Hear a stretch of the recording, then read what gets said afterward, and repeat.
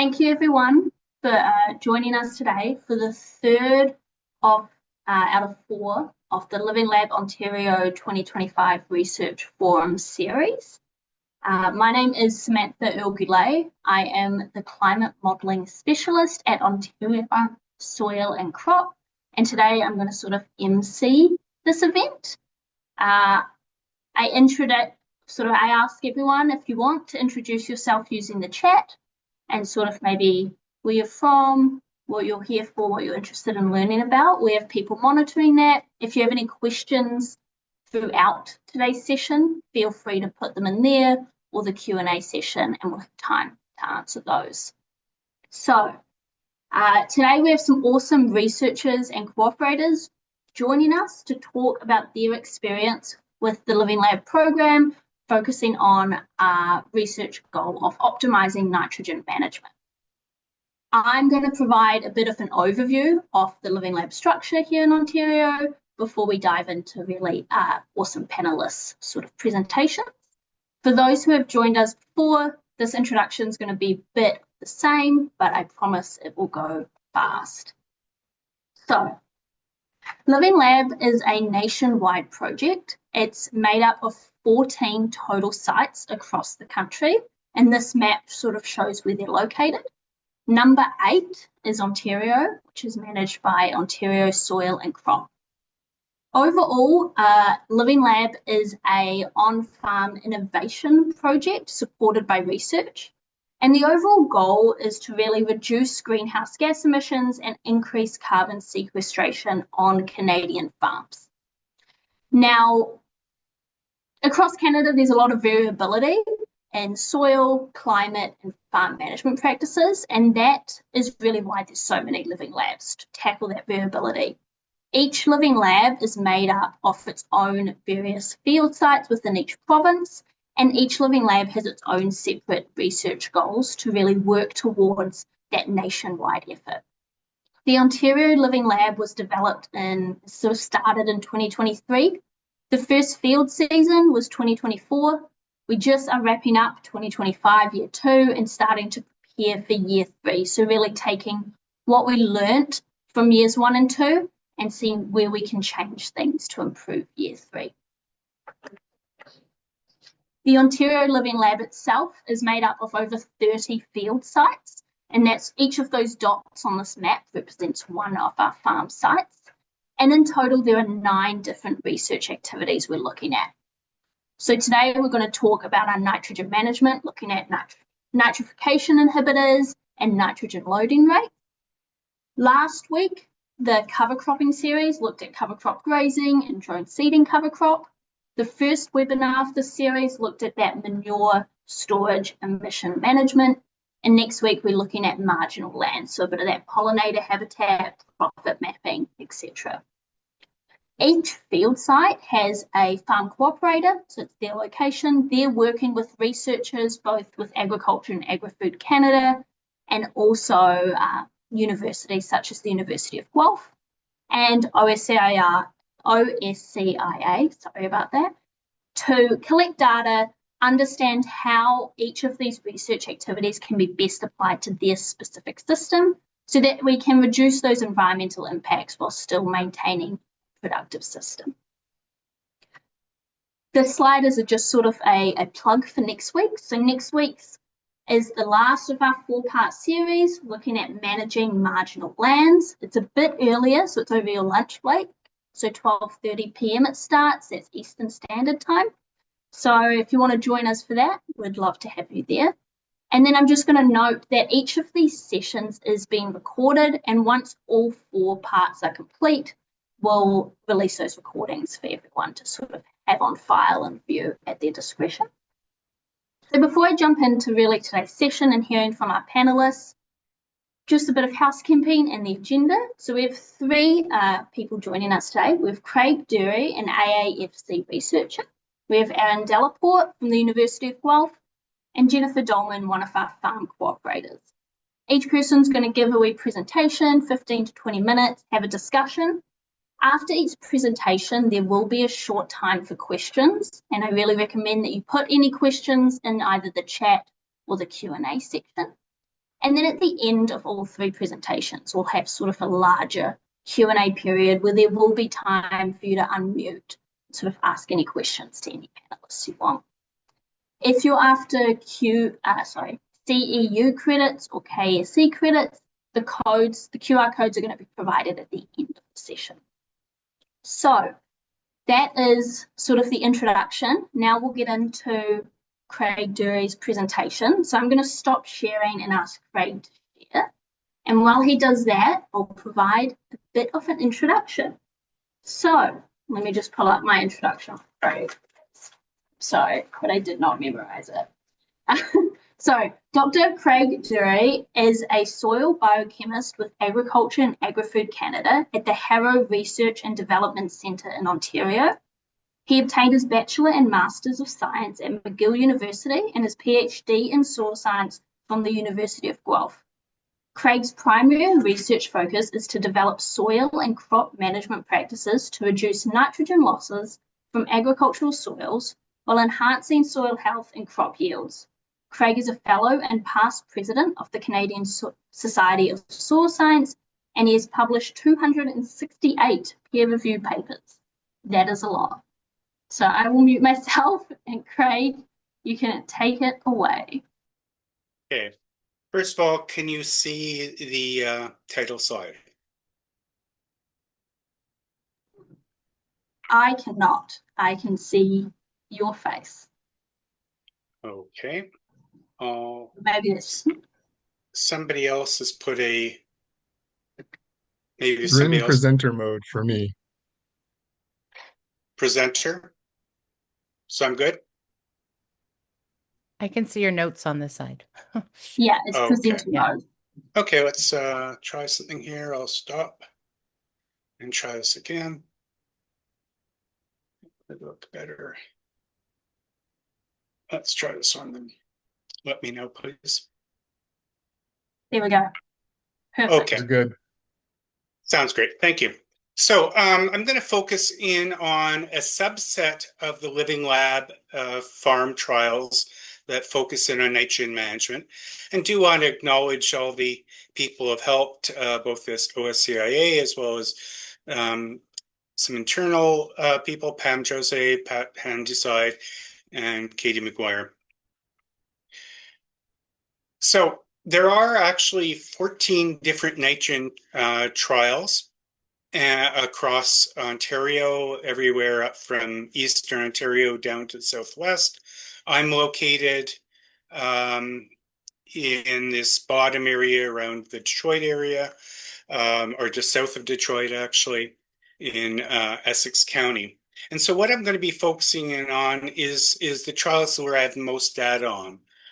In particular, two of the trials in sort of the Essex County area in the south, and one that's just north of London, just for time constraints. So sort of some of the key research questions that we addressed at the initial forum when we got together with farm cooperators is, can nitrogen management practices reduce N losses and increase crop yields? That was a question we wanted to address. In addition, can they help to reduce nitrous oxide emissions, which helps us to address our climate targets? And ultimately, which N management practices are most effective for a particular farm? Now, on the upper left is sort of the standard N cycle diagram, and there's a lot going on. And I tried to simplify this with this pipe and valve model. So if you consider nitrogen cycle and nitrogen going through a pipe that has holes in it, a leaky pipe scenario, you'll see how these 4R practices are like adding valves to the pipe, and hence trying to reduce losses and leakage. So if we start out, first of all, can you see my pointer here? If somebody could open up and just... It's present a little. Yep. Okay.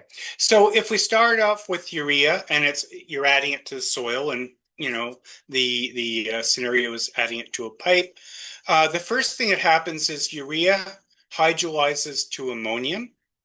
And during that process, there's a chemical reaction that goes on, pH goes up. And if urea is sitting on the surface and we have warm, sort of windy conditions, we can lose a lot of nitrogen as ammonium. And so this ammonium loss can be fairly significant. And so what we want to do here is we want to look at ways of trying to manage these losses as well. In fact, we've measured up to 50% loss in some years of the applied broadcast urea fertilizer. Whatever is left as ammonium will then undergo another transformation, a microbial transformation that occurs all the time in soils. And over a matter of 2 to 3 weeks, that ammonia be converted to nitrate. If the soil receives a lot of rain, we can have a lot of N2O and N2 loss as well that occurs. And ultimately, and also nitrate leaching. If there's a lot of rain, it could pull the nitrogen, the nitrate into the soil out of tile drains or into deep layers into aquifers. So ultimately, the corn at the end of it only receives the nitrogen that's left over after all these losses occur. And these losses occur throughout the growing season. The ammonium loss usually in the first 2 to 3 weeks, but N2O, N2 loss in particular occurs throughout the whole growing season, especially after N fertilizer is applied. So in this particular scenario, if this was the business as usual model with just applying broadcast urea, if we talk about adding a 4R practices, that's like adding a valve to the pipe. And let's say if we target nitrification inhibitors, those are the ones that slow down the conversion of ammonium to nitrate. And if we target that particular reaction, we're going to keep the ammonium in the soil a little bit longer. And in that particular scenario, as I said, urea hydrolyzed ammonium pH goes up. If you're holding more of the ammonium in the soil surface for a longer time period, in fact, we can see higher ammonium loss out of this first sort of pipe compared to what we started. So what we're doing is we are, in fact, reducing N2O losses compared to the start, but we're pollution swapping. We're eliminating one or reducing one, but increasing the other. So at the end of the day, the crop still doesn't have any more nitrogen to increase yields. So another scenario would say, okay, well, let's target urea hydrolysis. We can add an inhibitor or we can incorporate the nitrogen in the soil through injection, either way. But in that particular case, yes, it's like putting a valve on the ammonium loss, and we can be very effective, as you'll see in the next few slides. However, in that particular scenario, we've increased N2O loss. N2O numerically isn't as big a loss as ammonium. Ammonium could be 50%. N2O is typically somewhere in the 5 to 8% range. And because ammonium loss is greater than N2O loss, our corn, in fact, can indeed increase yield somewhat. The last scenario is where we combine practices. So this could be like adding UAN, injecting the soil. That's one way of improving nitrogen efficiency. Another is if you could only broadcast, then maybe what you want to do is add a dual inhibitor so that you're actually slowing down both this first step as well as the second, the nitrification step. In that sort of scenario, we're expecting we could have higher yields. So let's look at what's happened in terms of the living lab situation. So we have a number of farmers. This is the typical setup. We would have 12 different plots or strips in their field. These tend to be fairly long strips. We take samples during the growing season. And you'll see there, in this particular example, there are 4 different colors, and that refers to the 4 different treatments.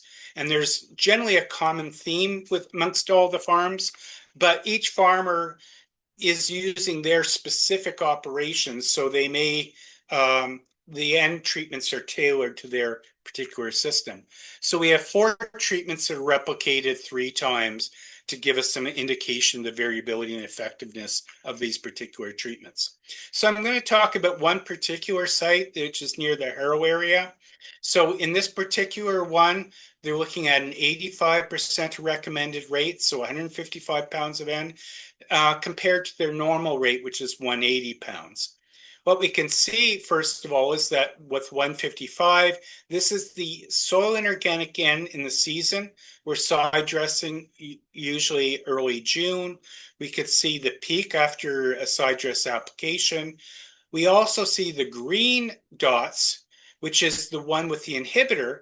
There's more nitrogen left in the soil available to crops than if we just injected the UAN without the particular inhibitor. Now, it's not surprising that as the plants start growing, they start taking nitrogen out of the soil, so we expect the nitrogen to sort of tail off. But it is interesting to note that in this particular scenario, the inhibitor has kept more in the soil, and likely it's because there's less ammonium loss in particular. And hopefully nitrification should say that I'm talking about inhibitors in this talk, but all the inhibitors are dual inhibitors with both a nitrification and a urease inhibitor. At the higher N rate, there's more N in the soil. These lines are a little bit higher compared to the 155 rate, but we still see a nice difference in terms of the amount of N in the soil when we have the inhibitor added with UAN. Now, in terms of the impact on yields, so let's start off. The gray bar is just the regular injected rate at 180 pounds, which is 100% rate. When looking at that, we have yields a little over about 242 bushels per acre. We have a 9 bushel increase when we added the dual inhibitors, which is very good to see. When we cut the rate without anything else, we're losing almost 10 bushels per acre. But here we have the 4th bar, which is a green one. It's also at the lower rate, the 155, but we have even higher than the 180 rate because we've added in the inhibitor. So it's a combination of lower rate, but with the inhibitor because we've managed to reduce some of our losses. Now, that was 24 values. This is the same site this year. We also see a benefit with the addition of the inhibitors and injected UAN. We also see the yield drop about the same magnitude as the previous year with the 155 rate. And we also see an increase with the inhibitors, but this increase likely isn't significant and is only a smaller increase than we saw in the previous year. In fact, as an observation, 2025, because of drought and everything else, the results weren't as pronounced when there are other stresses limiting crop production. Let's move to a different site. And different set of treatments. In this particular site, which is north of London, there we have 3 treatments that have 190 pounds spent per acre. The red treatment here is adding it as a combination of 50% urea, 50% ESN, all broadcast treatment. We see an 8 bushel yield increase in 2024 in this particular site. When we have the 190 and the dual inhibitors, we see a 10 bushel increase.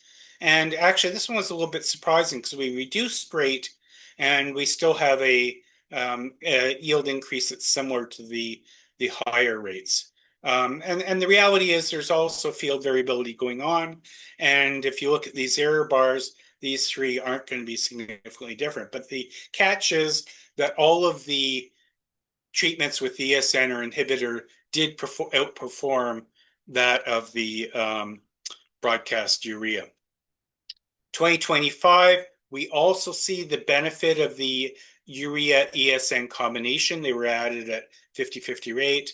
Also a slight benefit with the inhibitors, but now when the rate is reduced 20% to the 152 pounds of N per acre, we have a slight yield decrease. However, we're also saving 20% of the fertilizers that were applied. Now we want to look at emissions. So we have these chambers that we go out typically once a week from early May till the end of October, typically about 30 or so readings during the growing season. And we've added the losses up over the entire growing season. So in 2024 at Tilbury site, we're losing, a little over 6.5 kilograms of N per hectare. We're able to reduce that by 41%. By having the same amount of nitrogen, but having the dual inhibitor, which has a nitrification inhibitor as well as a urease inhibitor. 61% reduction in loss when we lower the N rate from 180 to 155, and even greater loss, 68%, when we lower the rate and add the dual inhibitors. In the Harrow site, which is another one where we measured N2O emissions, we also see a reduction when inhibitors were applied, keeping the same rate.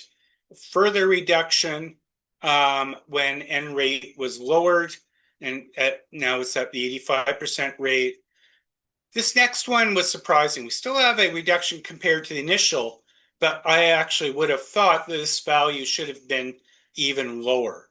And when I started looking at the data, we have 6 different areas where we're measuring N2O losses in the field. 4 of the 6 were probably around the same area as the UAN, but we had 2 that were higher. Who knows? It might have been an old area that received manure at some point. We're not quite sure. I haven't really been able to explain at this point why this is higher. Nevertheless, they all did show, when inhibitors were applied or reduced rate, they all did show lower losses compared to the starting point. So just sort of a summary over those 2 years from a yield perspective. At the higher recommended rate of 7 to 9 bushel per acre increase when inhibitors were added.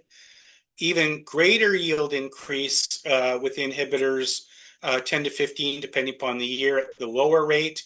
Because lower rate, it was even more critical to reduce losses than when you might have excess N in the soil. At the Ilderton site, we also saw a 5 to 10 bushel increase in the inhibitors at the high rate. In terms of N2O emissions, at the high rate, 41% reduction.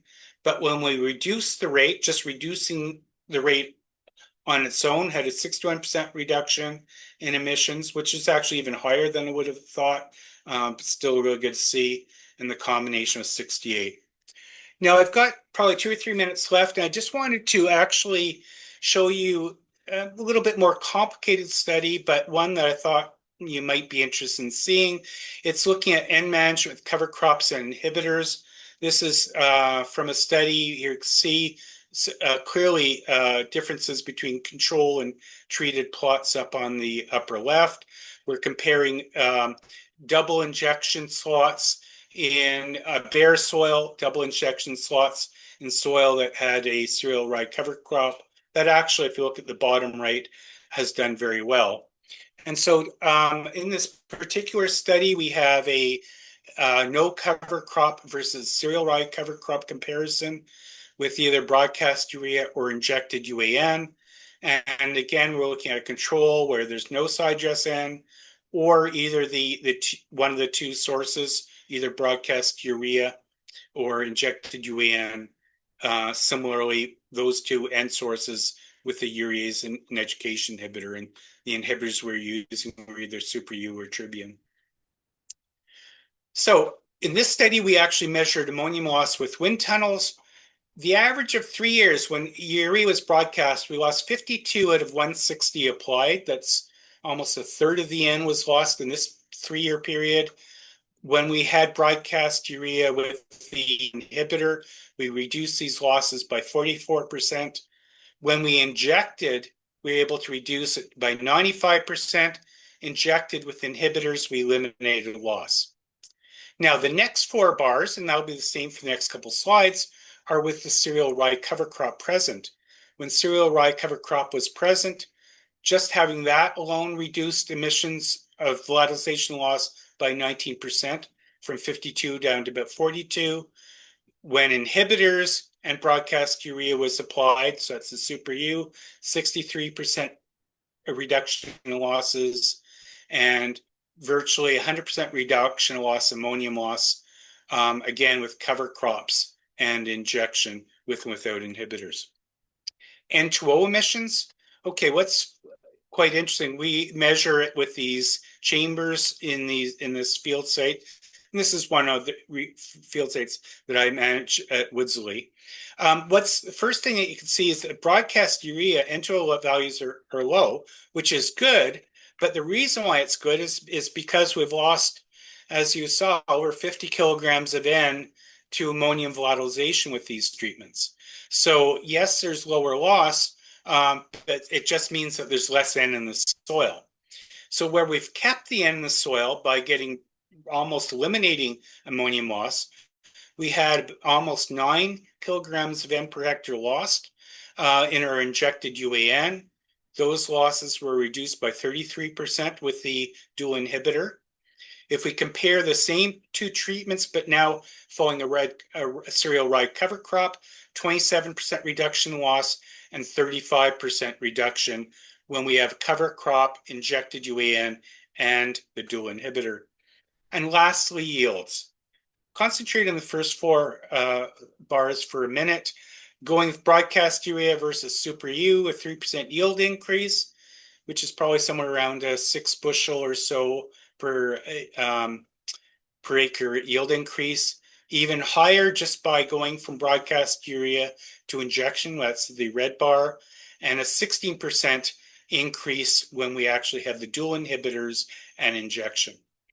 Now, the next four are the cereal rye. So what we see is a yield penalty when we have cover crops present when we broadcast urea. 17% yield penalty with the broadcast urea only, and 11% yield penalty broadcast urea with inhibitors. Not quite as bad, still a yield penalty. However, we've eliminated that yield penalty when cover crops are present by injecting in the soil below that active decomposition zone. So in that case, our yields were higher than the broadcast urea by injecting, so we can have a cover crop and still get higher yields. And that's really occurring because we've avoided a lot of nitrogen mobilization by the microbes. See, what's happening with the broadcast urea treatments is we're broadcasting nitrogen on the surface, but the microbes are also trying to decompose this residue at the same time. So they're taking the nitrogen away from, using that nitrogen to decompose the residue, which means it's not available for the corn. But when we place it in the soil below that zone, it's the microbes in that top 5 centimeters doesn't have access. We inject probably about 7 to 8 centimeters in the soil, and it is then available to the plant and not to those surface microbes. So in summary, 4R nutrient management practices can help us reduce a lot of these losses, increase yield, and so can conservation practices, whether it's adding cover crops, conservation tillage, better crop rotations, and so forth. So just sort of I see I'm running out of time. Side dress N, it can help avoid early season emissions. The dual inhibitors reduce ammonium and N2O losses. Improved placement, in particular, I was using dual injection systems, and it can reduce the urea concentration each band, reduce ammonium losses, increase N availability of crop yields. And lastly, you have to look at it as part of the entire system. So with conservation practices, whether it's cover crops, diverse crop rotations, conservation tillage, they can help your crop under drought and excess rainfall conditions. So it keeps more water in the soil, improves aeration, helps reduce N loss. I'd like to acknowledge all the farm collaborators, especially so pleased to see that there were 14 N trials, Ontario Soil Crop Improvement Association, Ag Canada, and technical assistance, as well as from numerous summer and co-op students. And that concludes my presentation. Thank you.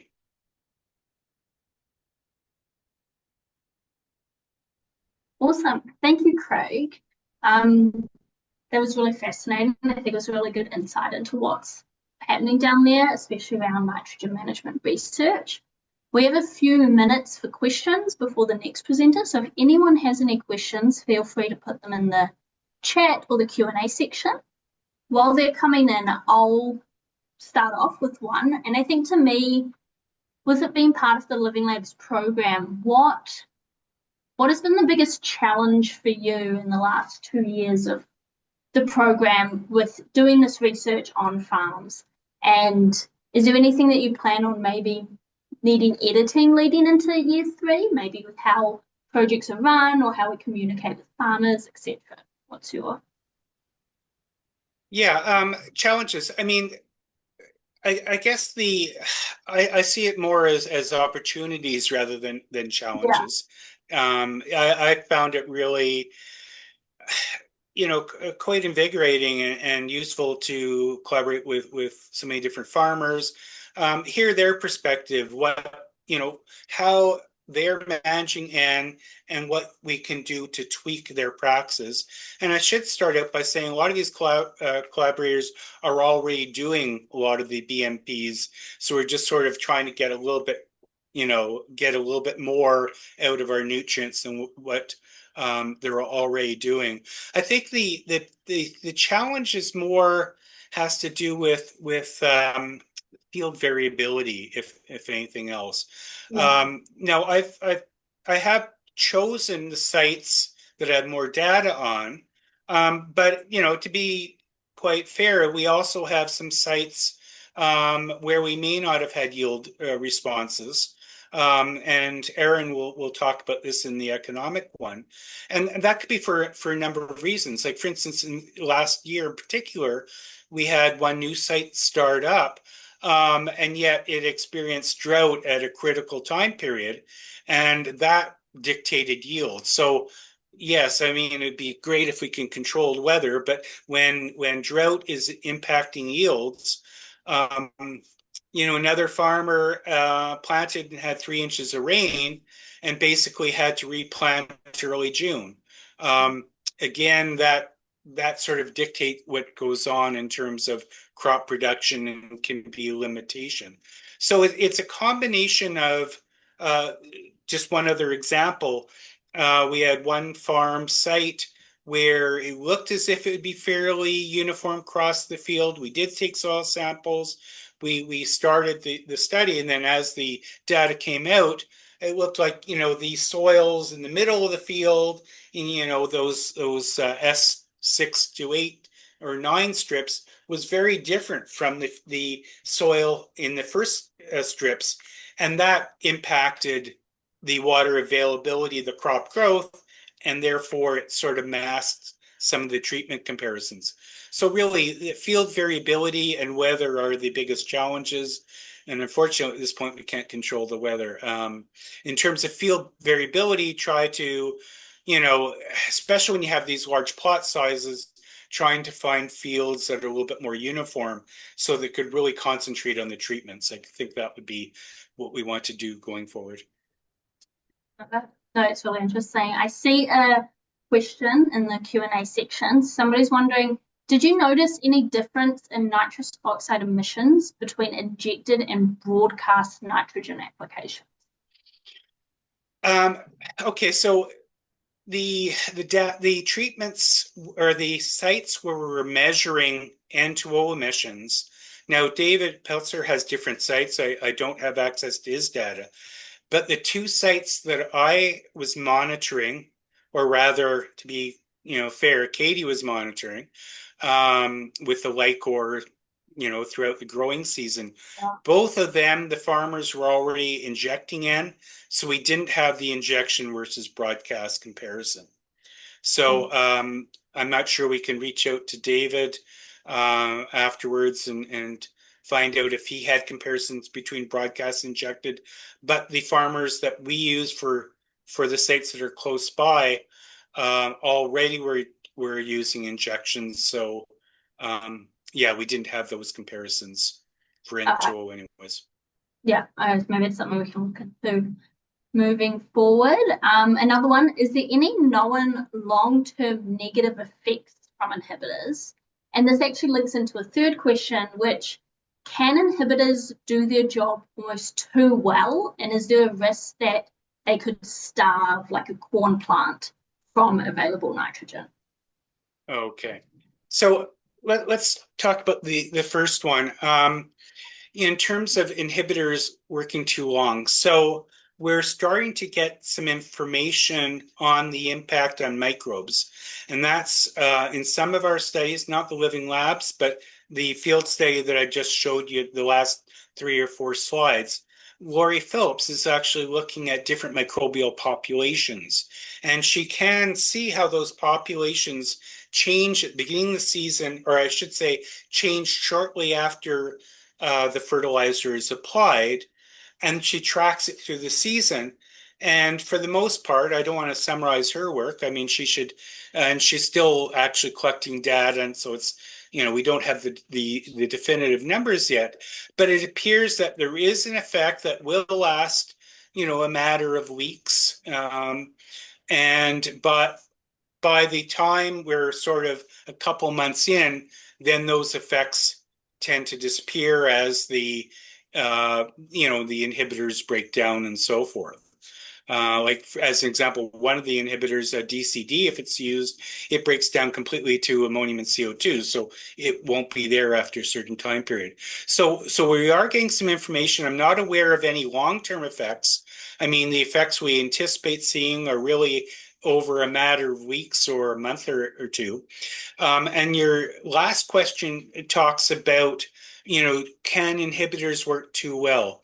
I think where we have to look at that possibility is more on these when you try to do a late season application, the typical Y drop. So I know I had a trial going on, a collaborative trial with Josh at the University of Guelph, and we compared late season with just normal side dressing at 4 and 5 leaf stage. And the problem with the late season, our yields were flat. We didn't get an end response.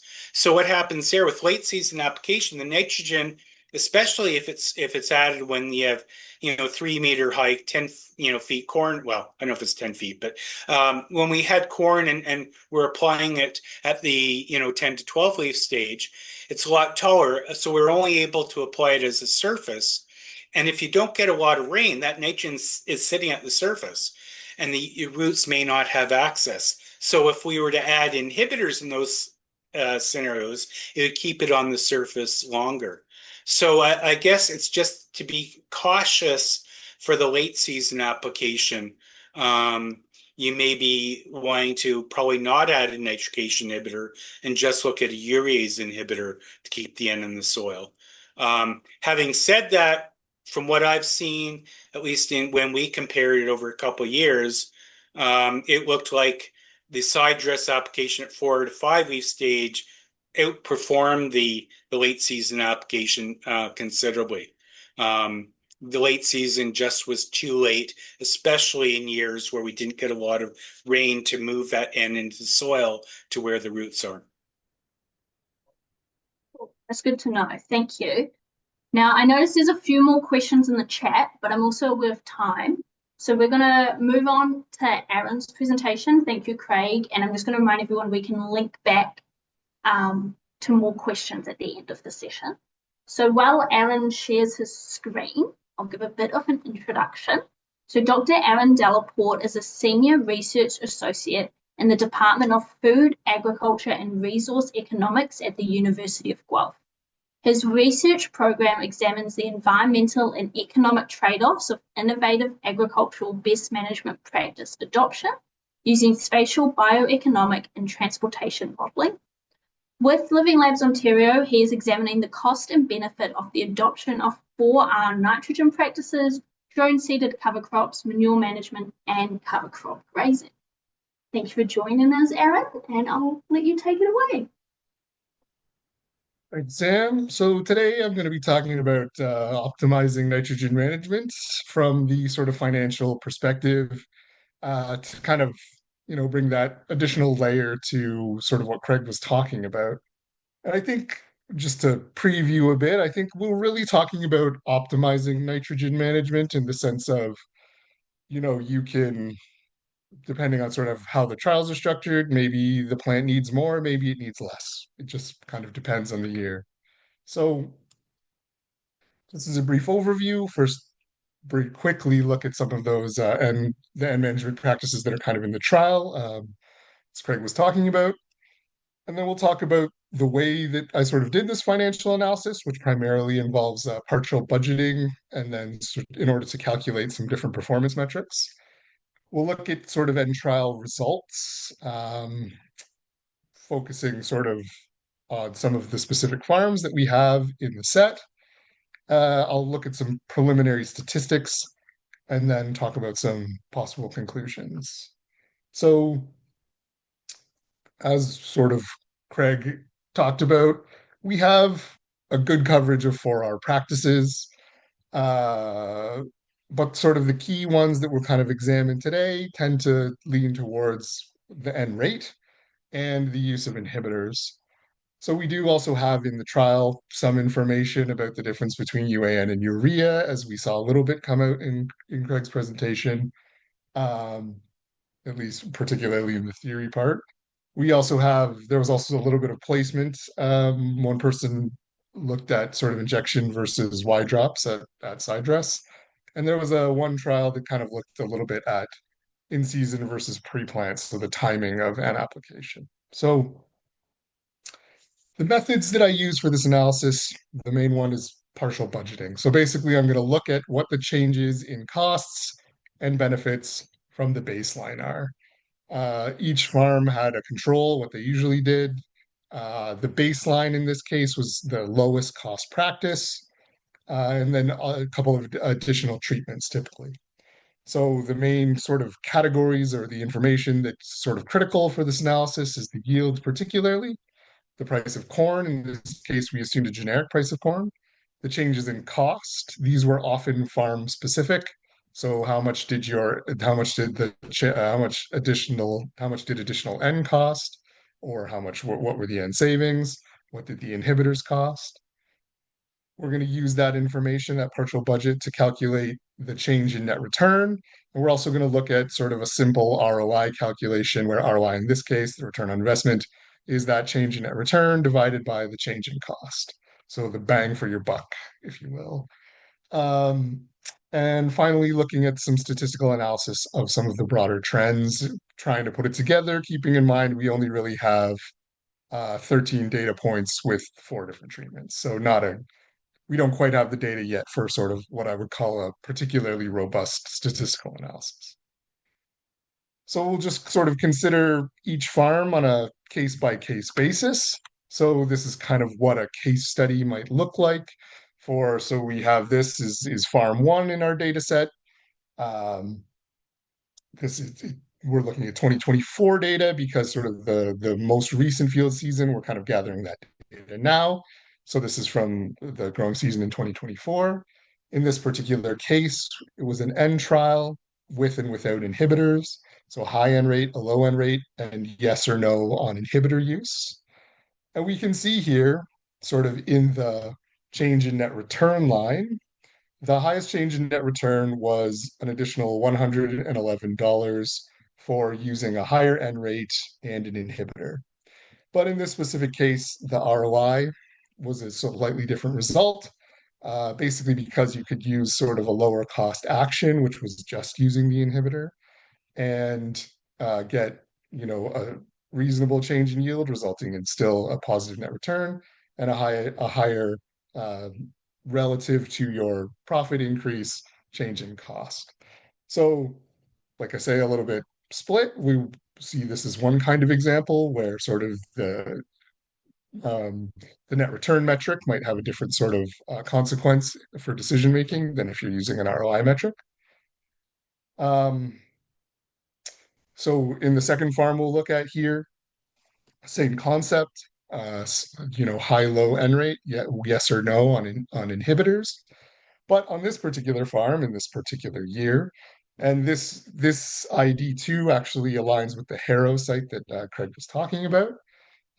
We see that the low N rate and the inhibitor resulted in both the highest net return and the highest return on investment.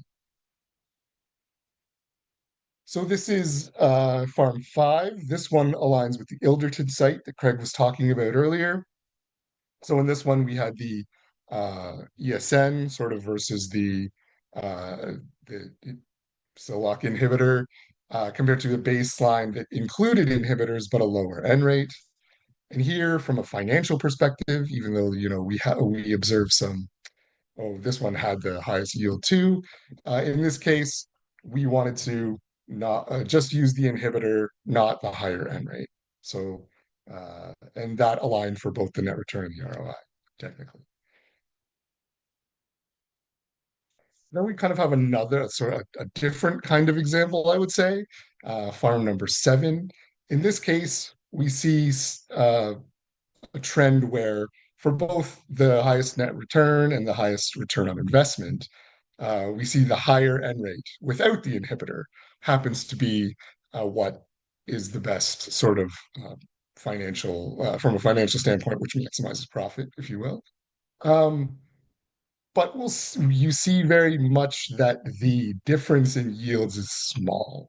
This is a pretty flat response, and the consequences, the relative consequences of choosing any of these 4 options are pretty similar. Now, obviously, $14 on scale, that matters, or it can, but this is sort of, just a much different sort of response to the treatments. And then just sort of to round out what will become a trend of it's very dependent on time, place, and space. Uh, we have another farm here where you're looking similarly, you're having high and low N rates, yes and no on inhibitors. We see that in this case, it's the higher N rate and inhibitors that work for both maximizing net return and maximizing ROI. So, and then finally, of course, the last option of the 4 when we consider high and low N rates and yes and no on inhibitors. In this particular farm, we see that the highest net return and sort of the ROI is using that baseline, i.e. the lower N rate and no inhibitors. So this is sort of a summary of all of the 13 trials that we had data for. We see this kind of difference across if we think of high end rate or high end rate alone. We see 3 examples. Inhibitor alone without the higher N rate. We see 6 examples. The inhibitor and the higher N rate, we see a couple of examples. And then sort of in some of the other trials, we saw in that surface versus injection trial that the surface, the Y drop system had a higher net return. We see this example where no inhibitors and no N rate increase was the best. And then also there was that split versus pre-plant trial. We saw split application was better. So if we kind of trying to sort of, like I say, pool all that data together into a statistical analysis, just a simple regression at this point. We'll sort of work on additional statistical analysis as we get more data. We kind of tested some different things. One of the strongest conclusion from a significance standpoint here is that farms that were using UAN in this test, in this limited set of farms, tended to have higher yields than those that were using urea. Just sort of the different farm was an important determinant of yield. So obviously, by farm was important, and N rate did have a significance above 90% for increasing the N rate did result in higher yields. But this regression itself is not particularly or it's not a great measure. The R-squared data is only 0.204, so they're 20%, something like that. So it only explains something like 20% of the variability in yield. There's definitely some factors that are missing, at least in this sort of early analysis. So kind of as a summary of what we saw from 2024, there is no consensus best practice. The best practice depended on the farm, essentially. But we saw examples of all of the sort of different categories of practices that we could have, from no inhibitor, no increase in N rate, just increasing N rate, or increasing or using inhibitors and increasing the N rate. And that from the statistical analysis we pulled out maybe something definitely about farms, that fertilizer type may matter, although I'd be cautious on that one. That probably interacts with farm a lot, and that the N rate might increase your yield. So I'll also briefly talk about the two pieces of data that we do have for 2025, and these are the same ones that Craig presented from Harrow and Ilderton. So whereas in the first year, just inhibitors was the best practice, in 2024, when we look at the 2025 data, we see now that sort of split decision, if you will, where you could get the highest net return from both increasing your N rate and increasing and using inhibitors, whereas the highest ROI was from just spending money on N and not including the inhibitor. And similarly at the Ilderton site, whereas just inhibitors, or in this case, the baseline scenario, worked the best in 2024. Now in the 2025 season, we see a much more muted response, as Craig was talking about. So the yield differences aren't as large, and so therefore the consequences aren't as large. We see that from a net return standpoint, you would want to use the ESN, but from a ROI standpoint, you'd want to use the cheaper inhibitor, I guess. So we see the shift. So even in sort of in between years, we see the shift from, well, in 2024, you wanted to just use the inhibitor products on Harrow and Ilderton, whereas in 2025, we see sort of a higher N rate sort of going into considerations of maximizing financial return. So putting it all together, my first caveat is, of course, that it's early, but I think nonetheless, optimizing N rate is important for farm financial performance. And if you sort of consider it if you include efficiency and sort of like total, maybe something like total N availability, using when you have the ability, when nitrogen helps with, when it's the limiting factor of growth, then sometimes you need some more. When it's not, then sometimes you need less. But optimizing that N rate is important, and sort of having that inhibitor is kind of additional tool to kind of tweak that N rate over time, perhaps, or at least plays a role in that way. But overall, each farm very much tells a different story, which could mean that something like on-farm research on your own farm is particularly valuable, especially since we've observed these variable responses. And then making that research over space and time is important too, as Craig has observed for some infield differences, for example. So, of course, sort of on the data analysis end, on our part, we really need to make sure that we're getting more information over space and time to make better conclusions. And then the one thing that Craig very much focused on, but hasn't come out in this financial analysis yet, is of course related to the sort of the environmental aspect of this. So there are N2O emissions releases, there is environmental consequences. If there's a way to turn that into something financial, then that could be very important in sort of the attractiveness of different N management practices as we move forward. So thank you very much for your time and attention, and I welcome any questions. Yeah, thank you, Aaron. So again, I'll just remind people, put your questions in the chat or the Q&A section.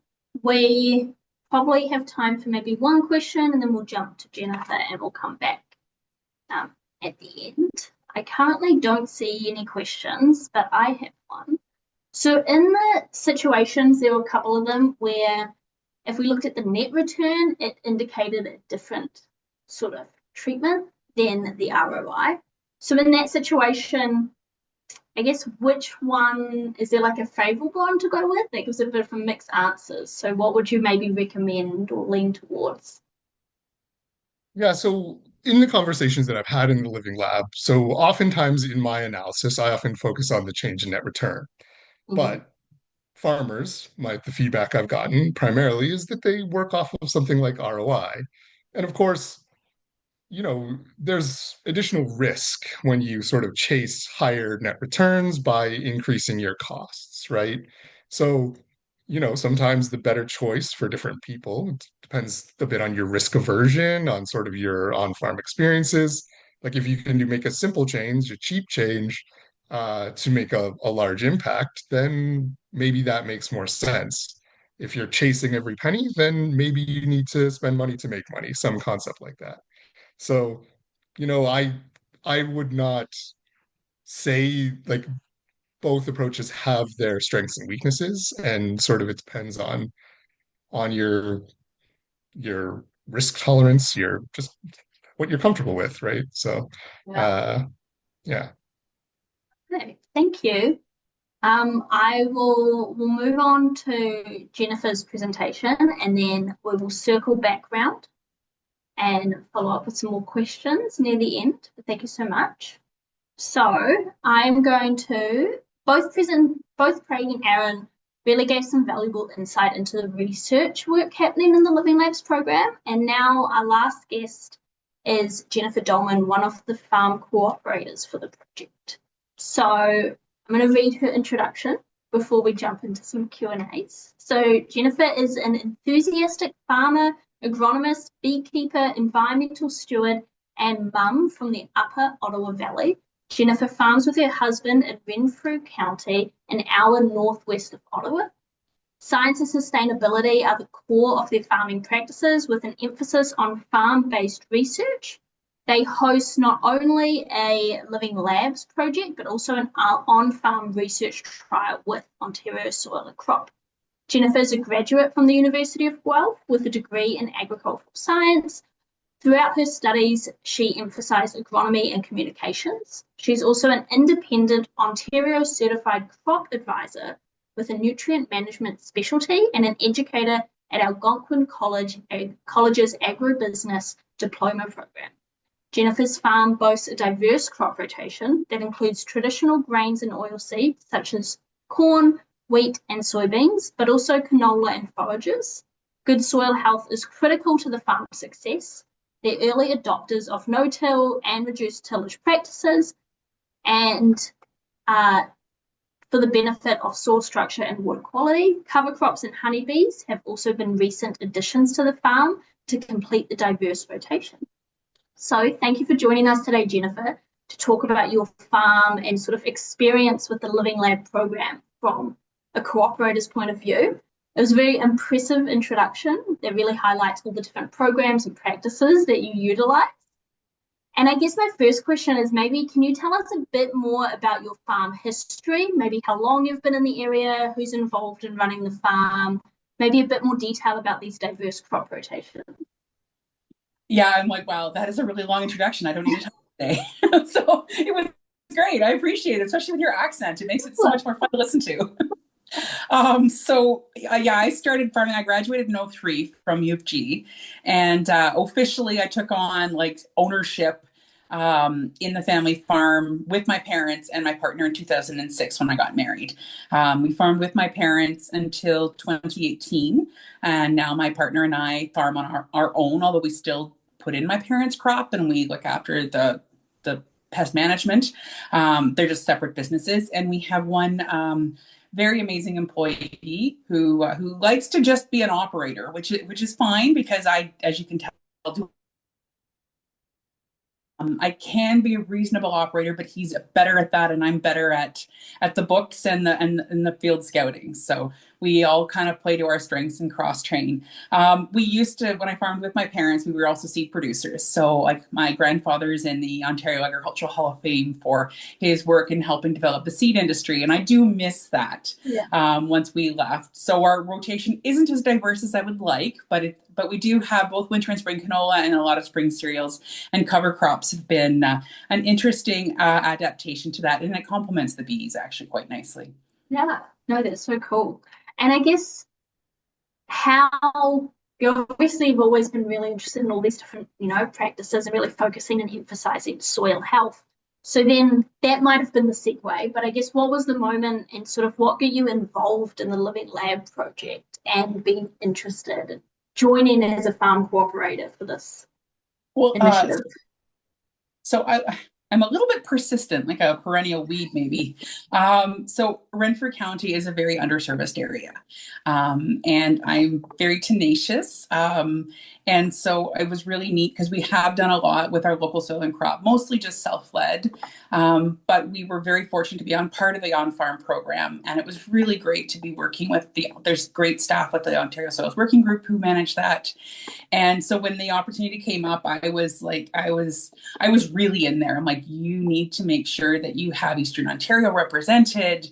You need to make sure, especially because for us, our corn calculator is very different. And the corn calculator, like that was done a long time ago, right? Like we have so many different things. So it's like, so as an agronomist, I'm recommending all of these practices, but as a farmer, I'm like, are these actually still relevant?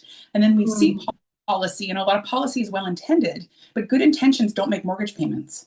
And so I needed to make sure that the decisions I was making was aligned with my values, but also helping reduce some of our risks. So I'm just, anytime I could have like talented folks like the EAFC folks, and I really want to give a shout out to Alex Cannell. He's out of the Ottawa location. He and his summer crew have been fantastic to work with. And I'm just so grateful to just be able to pull resources to an underserviced area.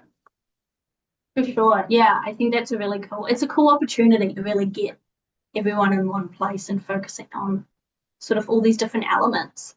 Yeah. So I sort of know the answer to this clearly, but for those who are listening, can you tell us a bit about what nitrogen management strategies are part of the Living Lab project on your farm? Were these, and I guess this follow-up part, but were these something you were already doing or interested in, or was like the Living Labs really the thing that got you going? I was already trying them. Again, I used to manage a full service crop input business with my parents. And so I became the agronomist because we didn't have any in the area other than a few that were already overworked. So because we're no-till, or as much no-till as possible, and that was based on soil health and moisture management. Our farm is in a rain shadow of the Ottawa River. So like if there's a theme to my childhood, it's drought. We're not Australia, but we're not far off sometimes.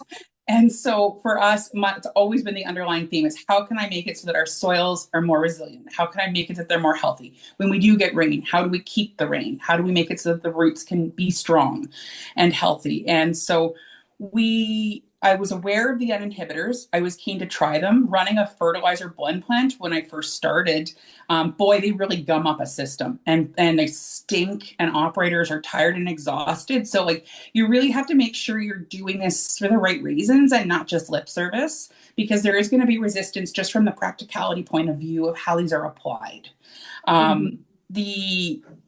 Because we're reduced tillage, it's not like I could just go in and knife things in or spray things in, because we only do broadcast. And because we're a rain shadow, if I were to wait till the corn was a certain stage and then I apply it on the field, sometimes there is no rain. So all of that, even with an inhibitor, eventually it still doesn't make it to the roots. So why would I risk that? It may not rain. So a lot of what we're doing is we wanted to keep our nitrogen up front so we could incorporate it before the corn was planted, but not lose most of it. Like if we were on a sandy ground, I would never think of ever doing single application. But I wanted to be able to spoon feed the nitrogen while managing our workload, because I'm a beekeeper, we're also run a custom spray business. Like we can't be everywhere at once. And so how do we make sure the crop is not left wanting? And we're being good environmental stewards, and we're being fiscally responsible. So for me, this was win-win, because because I can't measure those N emissions. I don't know what's going on. So having people there to quantify that really helped me feel a lot more confident in what I was doing. The one thing I know for myself, again, this is being a farmer first before I was an agronomist, I probably have always been a little light on my nitrogen rates. And I think Aaron she showed ID7. So I think my farm is ID7. And so you could actually see 2024 was our best year for our corn crop ever. Not on that farm, but on that farm it was still a good yield. But if you look, the high nitrogen was the best ROI because I underfed the crop. So in that case, we couldn't actually get to the finish line to measure if the inhibitors were working or not, right? And that's the realities of trying to do like on-farm research. Is like you can try for what happens most of the time, but then other things happen. So so for this year, 2025, I actually increased my N rates, and I felt more confident in increasing my N rates. But then this year we had a drought. So spoiler alert, nitrogen wasn't the limiting factor for anything. So I'll wait to see how my greenhouse gas and other things were. Yeah, it'll be interesting to see the 2025 then with like increased nitrogen rates, but drought. Yeah. No, you're going to look wherever there was water, there was corn, and where there was no water, there was no corn. Exactly. And I think it just really emphasizes what Craig was talking about. Like it's so variable, not only like within a year, but between years, within a field. It's all very I saw Steve Duff. I'm actually at Women in Grain today for Grain Farmers of Ontario, and Steve Duff was doing a presentation earlier today. He's the economist from OMAFA, and he said really all we're doing is trying to manage making long-term decisions while navigating short-term challenges, right? It's like, how do we parse out the noise versus the trends? Yeah, and that's where it becomes quite hard sometimes, but that's what Aaron gets paid to do. Exactly.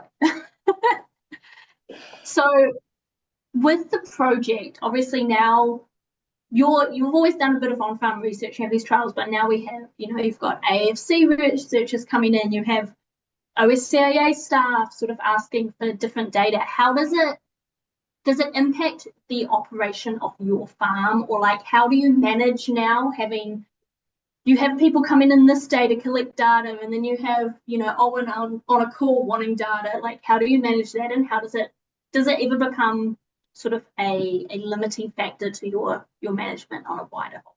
Yes and no. So the people, so Alex and Scott Banks is my on-farm rep for the area.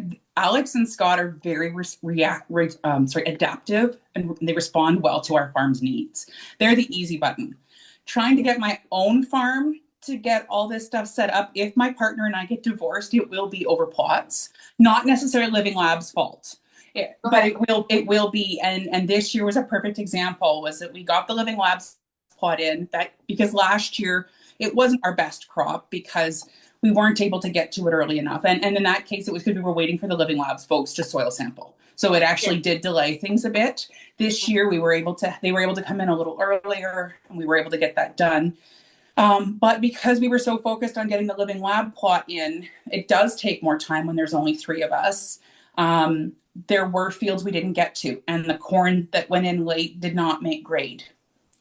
Right. So it's one of those things where I kind of feel like it's just like whenever you're balancing your budget, what are your wants and what are your needs? So we're allowed like 1 or 2 luxury items, but we need to make sure that we've got the mortgage paid. So for us on our farm is that Jen could do 1 million plots if life, if she could, but that's not how life really works.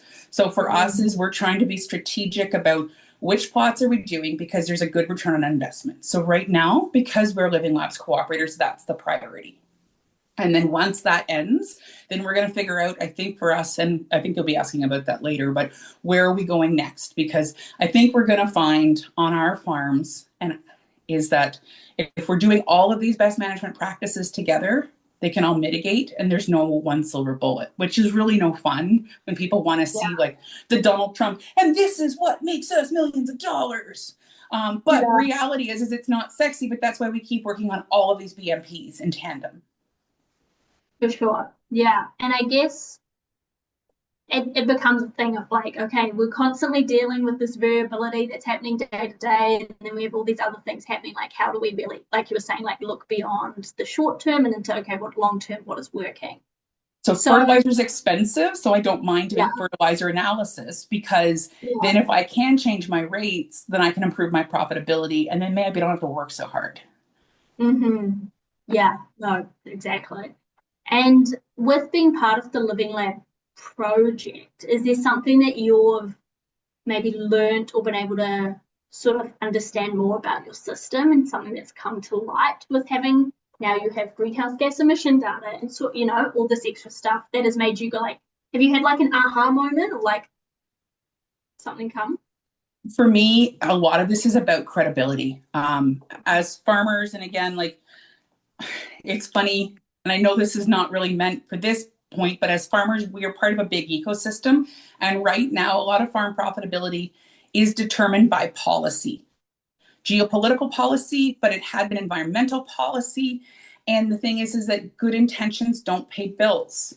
No matter what, I have to sell a bushel of corn or soybeans in order to pay, but to buy groceries.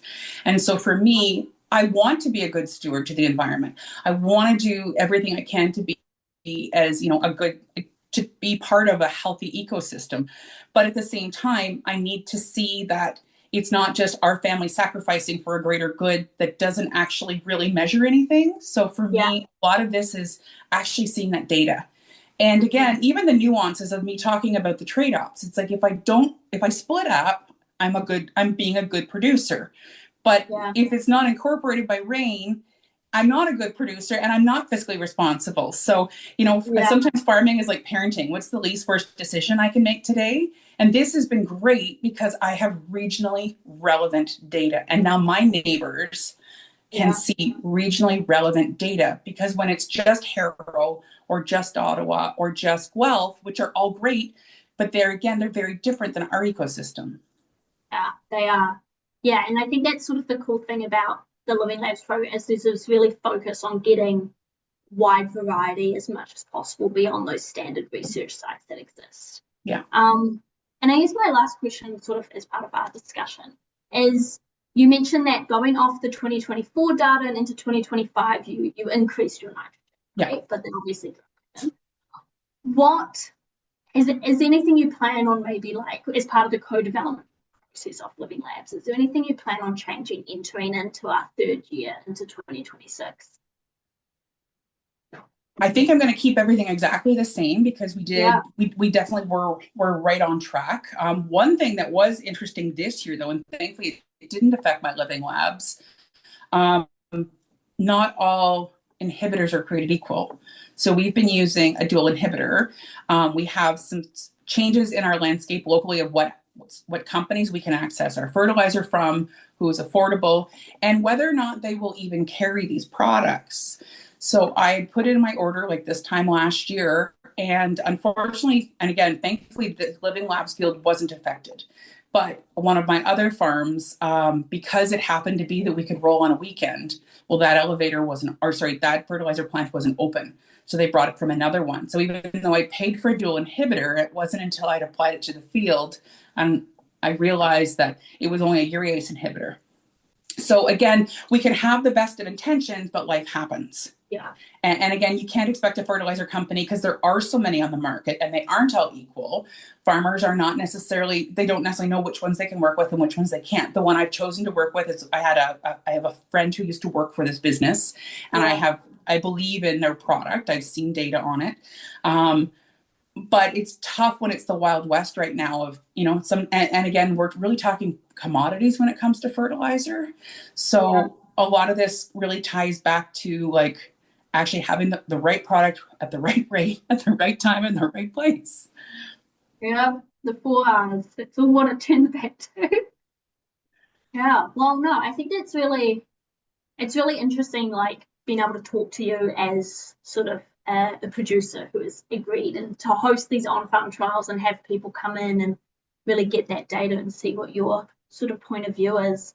And so thank you for coming along and sort of having a chat. And I want to we've got maybe like 15 minutes left. So I just want to really open up and remind everyone listening that if you've got any questions for anyone, for Jen about her farm and her experience as a cooperator, for Aaron or for Craig, to really pop them in the chat, pop them in the Q&A section.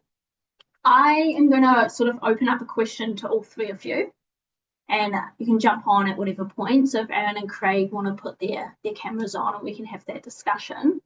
If a producer came up and was really interested in trying a new nitrogen management, practice, such as an inhibitor, altering their nitrogen loading rates, whatever, but they were concerned about maybe the yield reduction or the economic side of things, how would you maybe suggest that they approach implementing like a mini on-farm research trial on their land? What would be your recommendations from your experiences? Did you want me to start? And then they Sure. then they can give the smart answers. So for me, a lot of this is how are you going to measure it, right? Mm-hmm. Is it busy work you're looking to do, or are you actually going to take the time to parse out the information? So a lot of the time is like take something, find a uniform part of a farm, a place that you can see from the road, put flags in at the road that you can see all year round, and go out and check anecdotally, but then you actually do need to measure, and you need to calibrate the yield monitor or get a seed company in with a weigh wagon and actually measure that. And you don't, in a perfect world, you're replicating, but realistically we can't. So at least do a few reps, but don't change everything at once.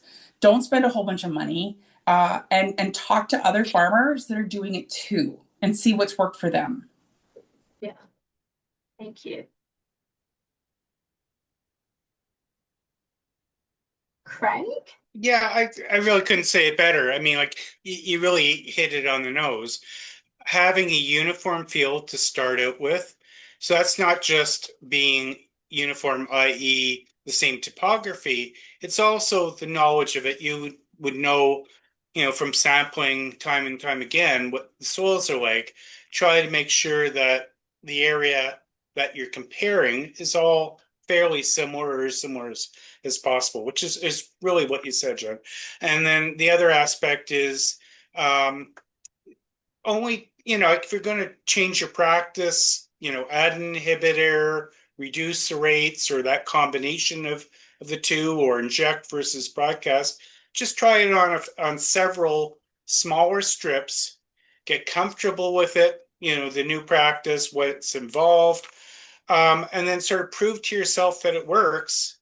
And then next year you can either try it one more time, see if it's different under different weather conditions, and maybe year 3 and say, okay, I've got 2 good years where it really seemed to work. Let's have that become, more of the standard practice, and then you start tweaking that.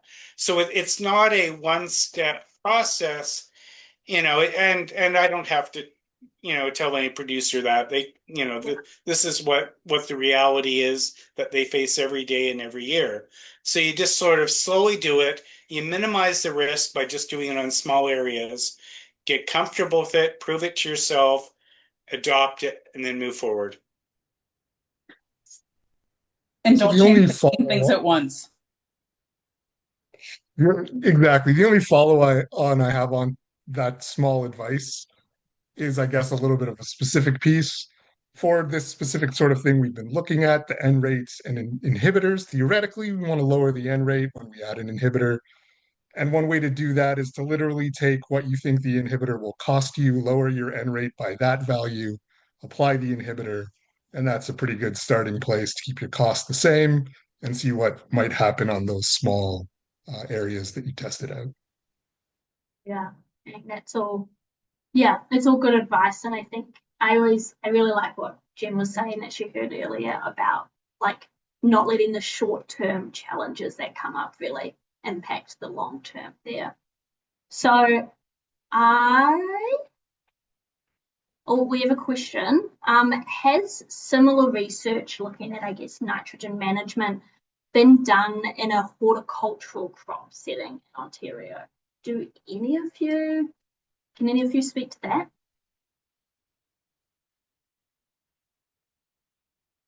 No, Craig? Yeah, I guess I would consider, going to somebody like Andrew Hohen, sort of maybe some of the Ridgetown folks that are doing a little bit more hort crop research. We don't. We're concentrating on field crops because they represent sort of larger inputs from when you aggregate all the farms across the region.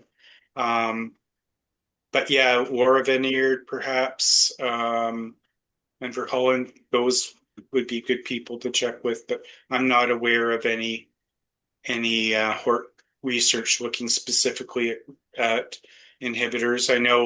I mean, other practices certainly, but not inhibitors or comparing different methods of application. One other thing is depending on the scope and the scale, the ecological farmers have a lot of like on-farm. They have it's a really neat little cluster. It's not necessarily to the level of AAFC being involved, but they do a lot. They've got a good website for that, and it's something where if a farmer is looking to do something, that might be the kind of pitch you could put into that. Yeah, I was aware for the EFAO got mentioned. Yeah, I'm not sure if they're doing stuff specific inhibitors, but if you want to test them on farm about nitrogen management, be a good place to check it out. I'm pretty sure McCain has a whole program on that for potatoes too, don't they? Yeah, I feel like they do a lot focusing on the potatoes. Aaron, I noticed you were unmuted.